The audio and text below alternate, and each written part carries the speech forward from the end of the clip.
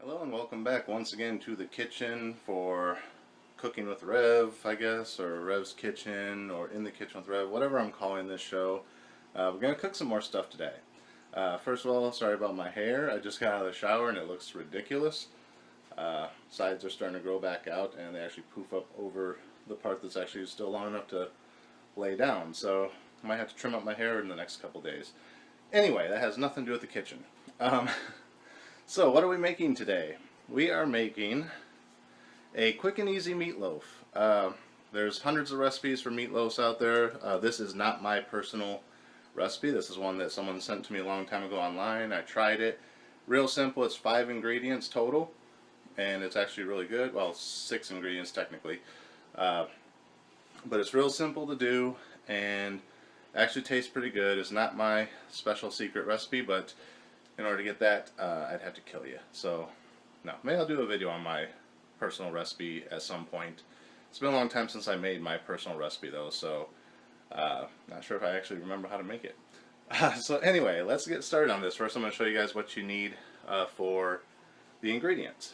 Okay, so the first ingredient you're going to need, if I can actually position this right, sorry, I'm trying to use a different rig for the camera, and it's not quite working very well, at least not from this angle. So the first thing you need is a box of stovetop stuffing. The recipe recommends savory herb. You can get whichever one you want. I think before I used traditional sage and it was fine.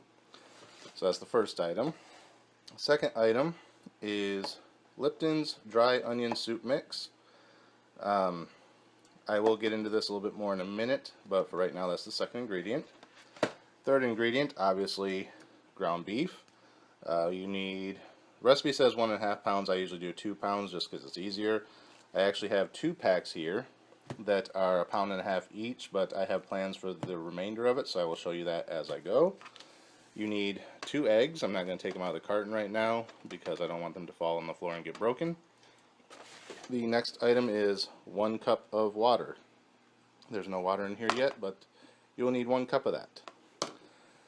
Then, optional items. You can top it with whatever you feel like topping it with. Some people use ketchup, some people use tomato soup, some people use regular brown gravy. I personally, on this, like to use Manwich, the original Sloppy Joe mix, and just kind of pour it over the top when it's ready, and that's that. But this actually comes into play with the remainder of the meat here because I end up with an extra pound, and it doesn't take an entire can to top the meatloaf, so I actually brown up the remainder of the meat, add whatever's left out of this after I top the meatloaf, and then I have Sloppy Joes for lunch the next day. And just as a side, we're going to do some instant potatoes. These are baby red potatoes, probably my favorite instant potato. Other brands are available, other flavors are available, but that is what I'm using. Now, as far as the tools you'll need, obviously we're going to need a large mixing bowl to mix it all up in. I do have a larger one, but I don't know where it's at, so I'm using this one. Hopefully it's big enough. For the mashed potatoes, you will need a saucepan. For the remainder of the meat, if you're going to do like me and make sloppy joes, you'll need a frying pan, which is over on the stove. And the recipe calls for a bundt pan. And you will understand why it calls for a bundt pan once it's finished. You can use a bundt pan, or if you have just a regular small baking pan or a loaf pan, those work as well. I actually have another one of these that's round that I used to use. But if you happen to have a bundt pan, use it and you'll see why. Okay, so now that you've seen the ingredients and the tools that you're going to need, I'm going to try and position this camera so you can see what I'm doing, and we will get to making the meatloaf. Okay, so still working out this guerrilla shooting. Sorry about that. But first thing we want to do is take our saucepan, and apparently someone forgot to do the dishes earlier. It was not me. Excuse me. We're going to fill this with water, about halfway up or so. That should be good. And we're going to put this over here on the stove to boil. And this will be for our potatoes later. Let me turn on this light so you guys can actually see what I'm doing. So we're going to set that up here on high. Or whoops, wrong burner. Back burner on high. There we go. Turn the water off because we don't need that on anymore. Alright, so that's on the boil. That's for our potatoes over here. Okay, I would like this to have been a little bit taller, but obviously for reasons I can't. So here's what we're going to do. First thing we do is we take the stovetop stuffing mix. We're going to open that up. There it is. And we are going to empty the entire package of dry ingredients over into the bowl, right, just like that. Make sure you get all the seasonings out of the bottom because they are important. And then the next item we're going to add is the dry onion soup mix. Now here's the thing I want to talk to you about before. The ingredients say 1 package of onion soup mix.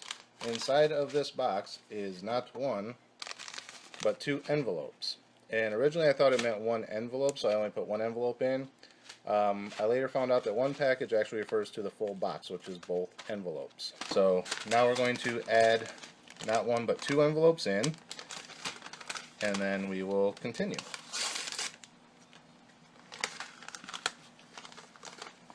So there is the first packaging. Again, make sure you get all the seasonings out of there because they are important.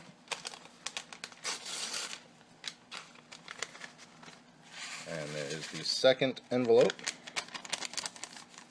So now both of those are in there. Now we need 1 cup of water. So make sure I'm still recording because I can only do this once. So here's 1 cup of water.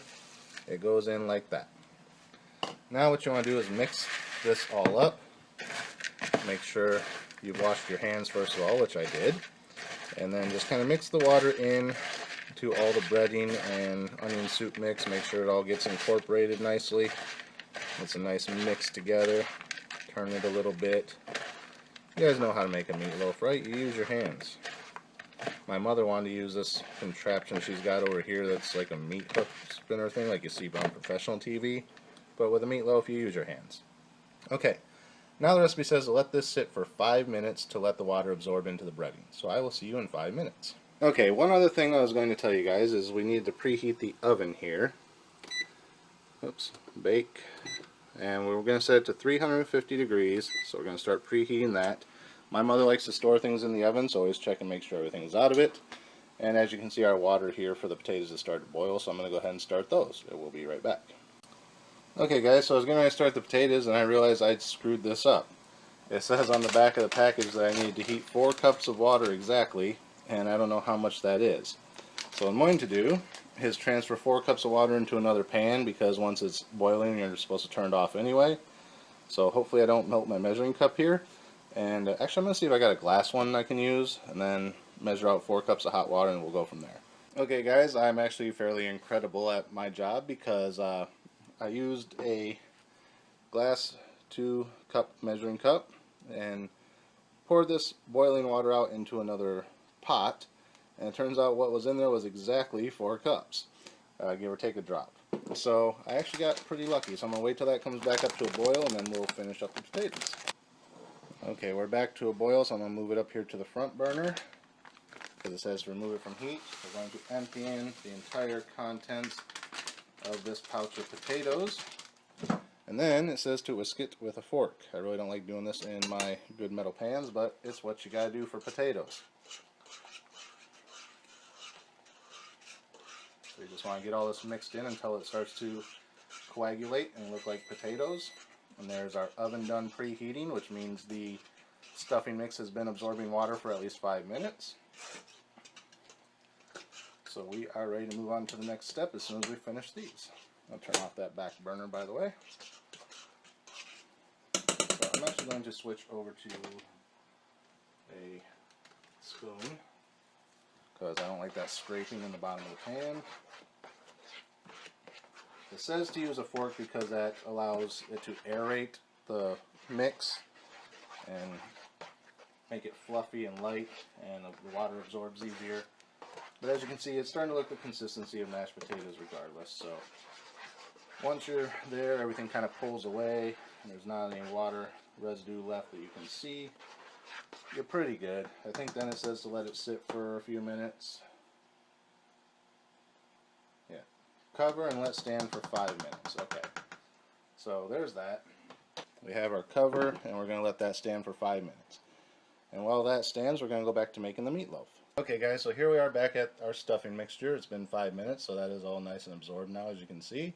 But we are going to set that aside for a minute, because we got to deal with this stuff here, the ground beef.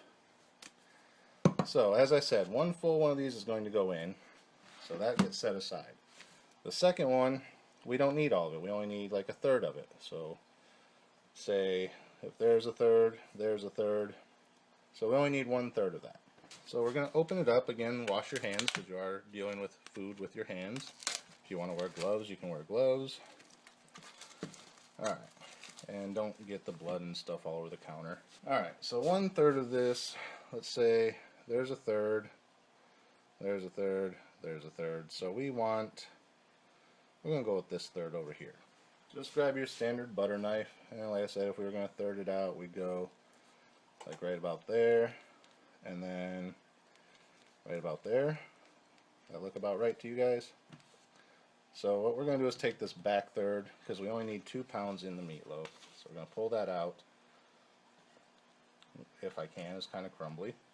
We're going to set the rest of this aside, because that's going to be our sloppy joes in a minute.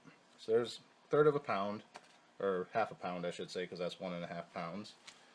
And we're going to add that to our other pound to make 2 pounds. So here's our mix. We're going to throw that in there. And then we're going to open the entire second pack. And you are going to throw the whole thing in there like so. Again, the other pack is still over here. That's going to get set aside. And the next thing we need are 2 of these little guys. They're called eggs. You guys have eggs where you live? Hopefully. So we're going to crack one. There's one.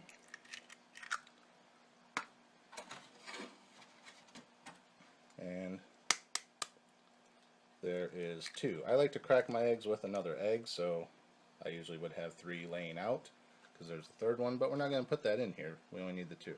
So leaving this stuff here for a second, because I got this other meat sitting out, we're going to come over here to the stove, and we're going to turn on this other burner to a medium-high heat, and we're going to put another pan on here to start warming up, and I'll show you what we're going to do with that in a minute, in case you couldn't already tell.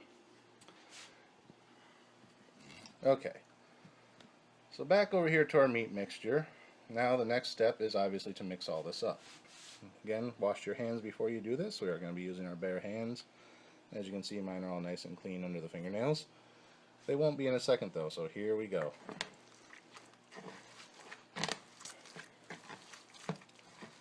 And you want to really get down in there, get the egg yolks broken up, get them mixed into the meat real well. Turn the meat a little bit so you pull up some of that stuffing off the bottom, like that. And get back in there and mix it all in. Make sure it's good and incorporated. You'll know when it's good.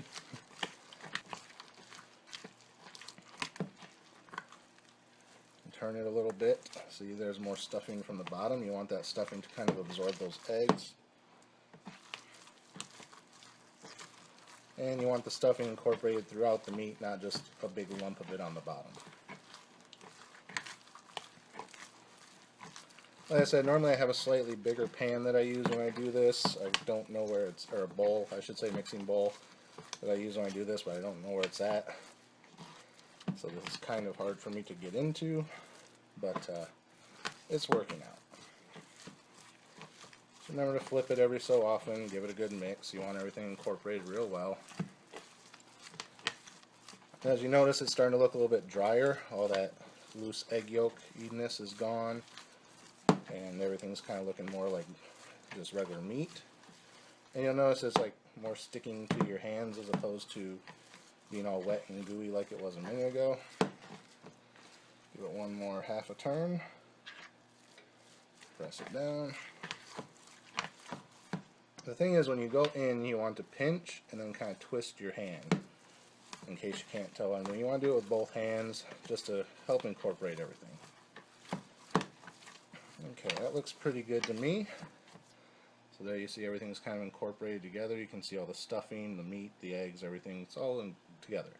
So now I'm going to go wash my hands off, and we'll go on to the next step. Okay, so my hands have been washed. Before we move on to the next step, this pan should be starting to heat up. It's kind of hard to tell because my hands are still wet. But I can feel heat from there. So what we're going to do now is grab our remaining 2/3 of meat, which is 1 pound, because this was 1.5 pounds, and just empty it into there. We're going to brown that up. Now, I don't know if you guys have ever seen one of these. It's actually meant specifically for browning meat. So all you do is you kind of mash it. They do have like metal potato mashers and stuff. This one is actually good because it's made of plastic. So it doesn't, when you have Teflon pans like this, you're not scraping up the Teflon with the metal of the potato masher. And then if you get big clumps, you just kind of give it a turn. You could probably actually use this for making your meatloaf, except you don't want to break up your meatloaf.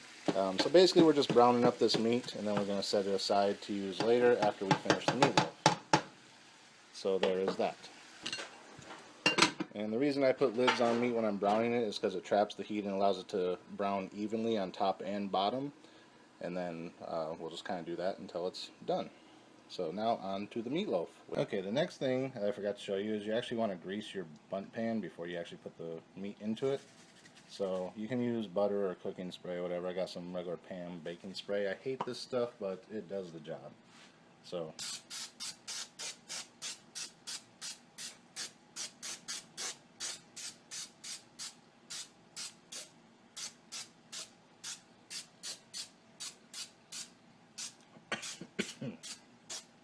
hence the reason why I hate this stuff.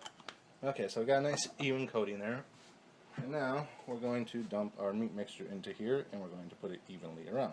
So we're going to take a good handful of it, kind of just spread it around like so.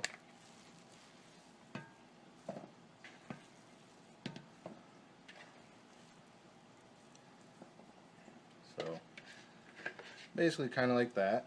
Now you're just going to mash it down with your fist until it's even all the way around.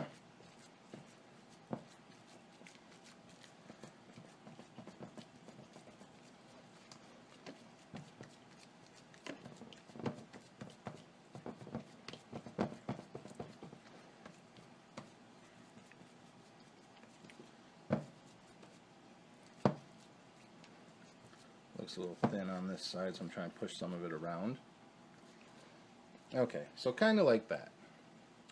Normally if I had it in my round pan, I would actually move my fingers around the side to kind of pull it away, but since you grease this, you don't really need to do that. And now we're going to pop it in the oven for 1 hour. Once your oven's finished preheating, which ours has been for about 30 minutes because I've been dicking around with other stuff. So let's go pop this in the oven. Okay, so there you see it's in the oven. Now I said for 1 hour, but we're actually going to pull it out at about 45 minutes, and I'll explain why later. In the meantime, here's our browning meat. And as you can see, it's kind of browned evenly all the way through the top and the bottom. That's why I put the lid on it. So that looks like it's pretty good. I'm going to give it a couple more minutes, then we'll just drain the fat off of this and set it aside till later. In reality, this and the potatoes probably should have been made last, but I didn't want to leave the meat sitting around open to the air too long, so I want to get it browned up. If you got to turn it back on for a few minutes before you actually add in the manwich later, that's what you got to do. Okay guys, so as you can see, this is pretty much browned up, so we're going to remove it from the heat here, take it over to the sink, and you have a strainer, and you just carefully dump it all in there, like so. Okay, now come back over to the stove, turn the burner off. Just let that pan sit there to cool down, and then you just kind of want to shake the strainer around a little bit so all the little bits of oil drip out of the bottom that you can't actually see right now. Okay, so I'm going to move that back to the back burner. That's been off long enough. I'm going to move this one over to here. And then once you got all the grease strained off, you just want to carefully move it back over to the pan, off the heat. The pan is still hot, so you're going to hear a little bit of a sizzle. And then just put the lid back on it until you're ready to use it. These potatoes I am going to give a stir, just because they've been sitting for a while. And see how nice and thick they are. But I need my other hand, so I'm going to stir those up, and then I'll be back when the meatloaf's ready. Okay guys, so normally if I was cooking this in the pan, I normally cook it in every 15 minutes or so. I would check it because usually it tends to pool grease and I want to drain the grease off of it every 15 minutes. Not 100% of the grease because you don't want it to dry out and get charred on the bottom, but you know, just the majority of it. Leave like a very small layer. However, let me switch the camera around here for a second. Okay, however, as you can see here, there's only a little bit of grease pooling on the top. The rest of it looks fairly dry. So I'm just going to leave it alone and let it continue to cook the remainder of its time. Like I said, it's only been about 15 minutes. So I will check back with you in another 15 to 30 minutes. Okay guys, so it's been another half hour, so it's been a total of 45 minutes. And I'm going to attempt to show you the next step here. Hopefully I can pull it off. Might have to figure out a way to do this one-handed. Don't know if I can. So let me flip the camera back around and then this might work a little bit better. Okay, so there we have the meatloaf, and I did drain a little bit of the grease out of it. There wasn't a whole lot. Now I'm going to show you the next step. So I'm actually going to use two different pizza pans here because I got the other one. So that's just so it's sitting on something so it's not going to burn the counter. So now what you want to do is you're going to take your pizza pan, put it over your bundt pan, and carefully, using pot holders, give it a flip. Okay, and then you're going to lightly tap around the bundt pan. You can take that second one out now.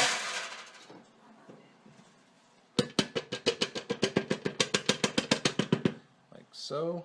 Then you want to gently, carefully lift off the bundt pan. So there. Oops. Put that back on there. So there you have your meatloaf, which still needs to cook a little bit longer. But now we're going to add the topping. So I don't want that quite off to the edge. There we go. So kind of centered on the pizza pan. And then, oops, can't even see it. Then you want to take your can of manwich.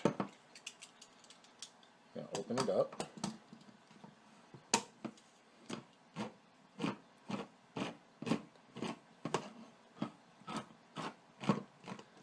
And this can opener isn't the greatest, so I got to go around it twice to get it to open. Okay, so now I've got this open.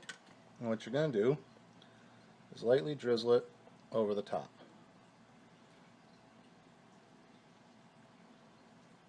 Don't overdo it, just a little bit around the top. Let it run down the sides a little bit. That's all you need. And see, I don't know if you can see it, you still got about half a can there. And then this is going to go back in the oven for another 15 minutes. And then, even though I probably overdid it a little bit, what you're going to do is take our meat mixture from earlier. You're going to turn the heat back on to medium. And I got rid of my spatula, unfortunately. And you just kind of want to bring the heat back up on this just a little bit. So the pan's heating back up. You don't quite hear the crackling of the meat yet, because there is a tiny bit of grease still left in there, so you will hear it popping as it heats. But you don't want too much of that. So all you're going to do is take your leftover sauce and pour it in.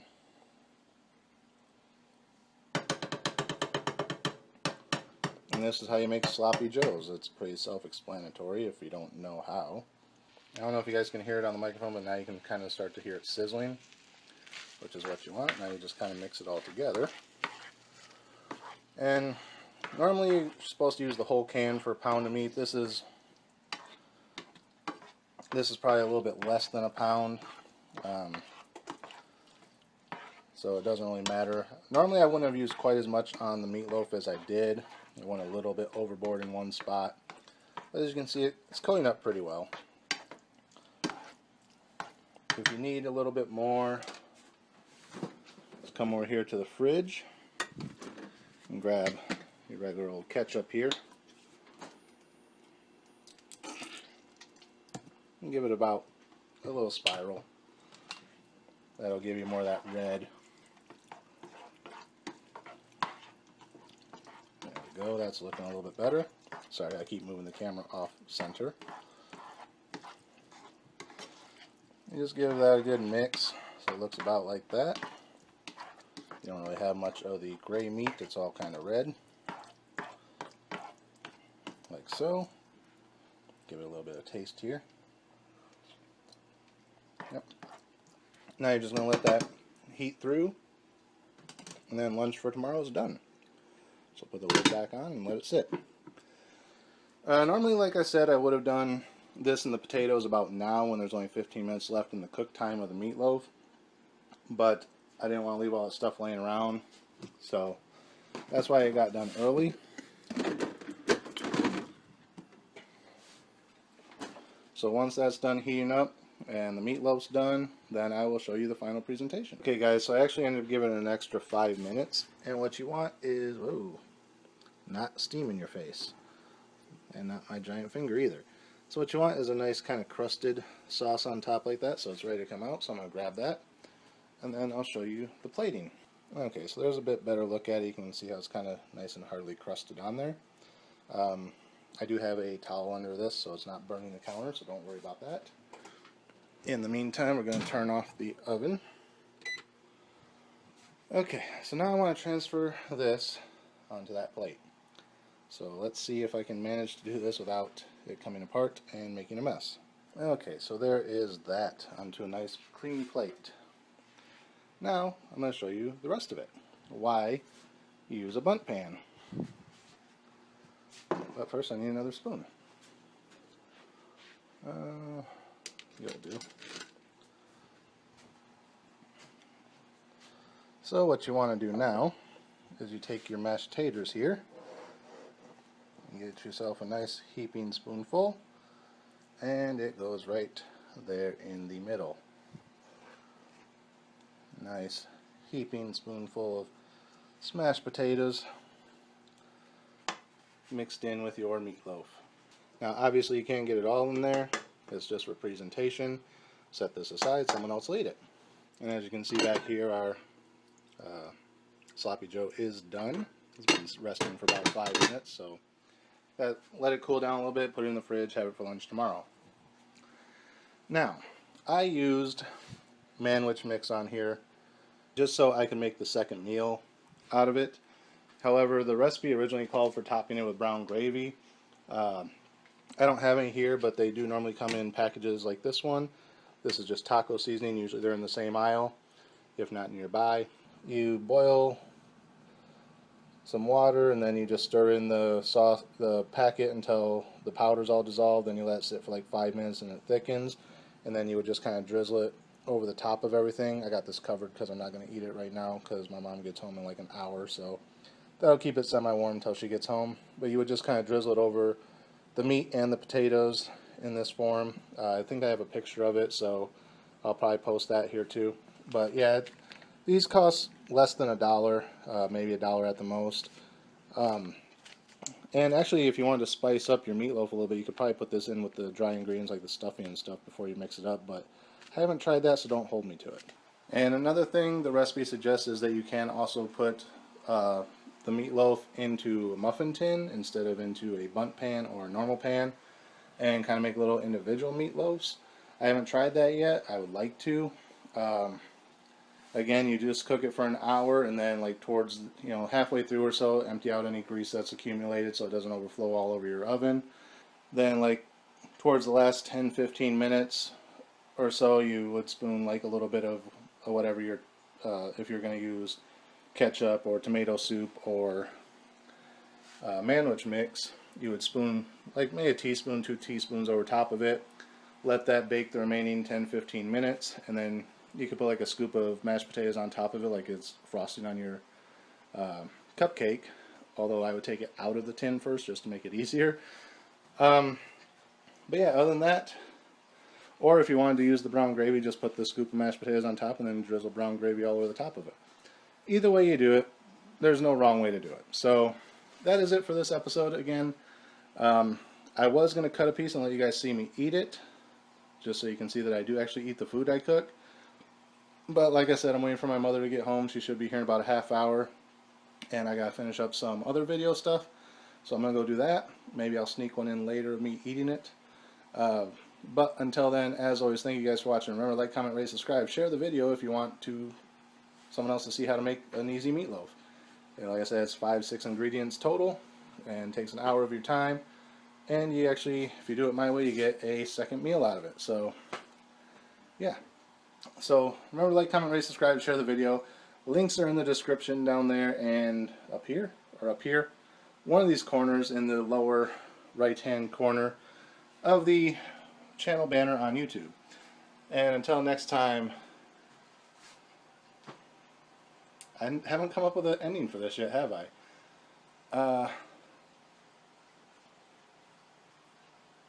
So until next time, get out of the kitchen.